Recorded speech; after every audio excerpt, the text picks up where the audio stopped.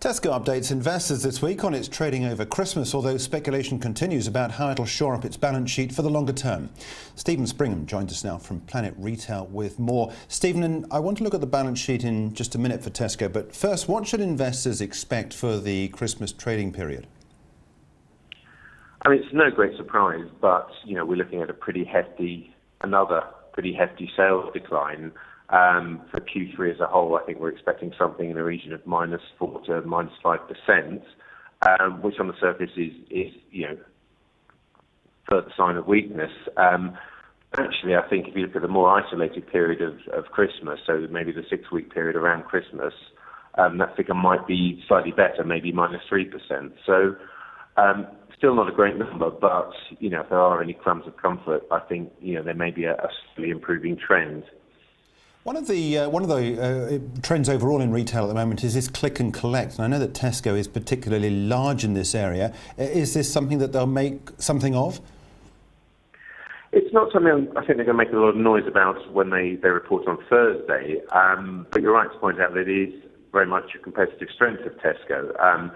With all its problems and issues, the fact that it is still very strong in certain areas tends to get overlooked. But, the fact it's got a network of 1,500 plus Tesco Express stores are a very handy asset to have in the way that the retail market is going. I mean, John Lewis yesterday dubbed it a click and collect Christmas. So Tesco is competitively very well placed to capitalise upon that.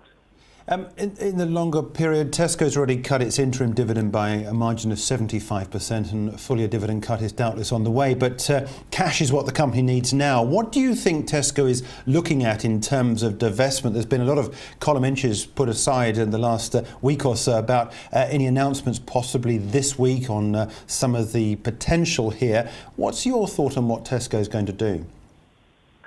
I don't think we're going to get that much clarity on Thursday. I mean, I think obviously the last analyst presentation, Dave Lewis was fairly new to the job, so he needs time to actually get to grips with it all. I think on Thursday we're going to get a bit more detail, but I don't think we're going to get a blueprint for what he's going to do and timelines of when he's going to do it.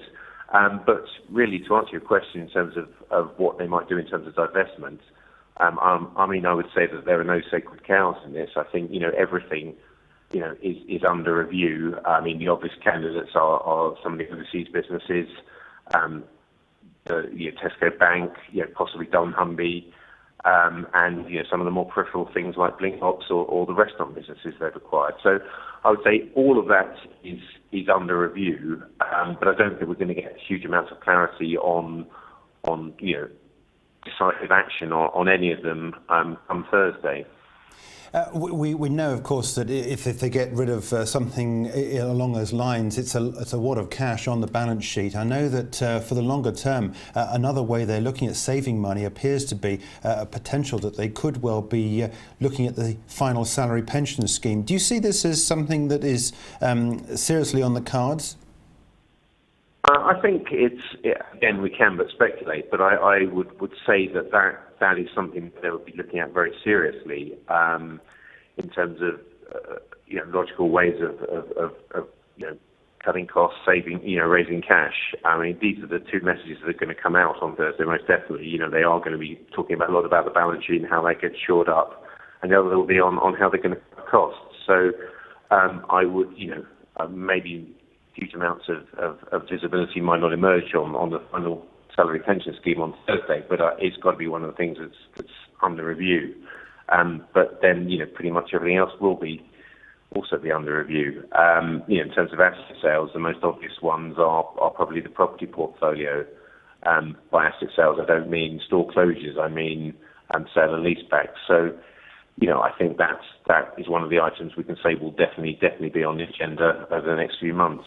Other supermarkets have already done that. I think Sainsbury's is one of them that's undergone that sort of process. Has it been a success for Sainsbury's? Yeah, I mean, there are two ways of looking at it. I mean, obviously, when times are more benign than they are at the moment, supermarkets, the UK supermarkets tend to prefer freehold property. They prefer to own the stores that they trade from. But when times are hard, it's a ready access to cash really. So it's I don't think any of them would want to give away too much of their property portfolio because it is a valuable asset. But needs must and everything.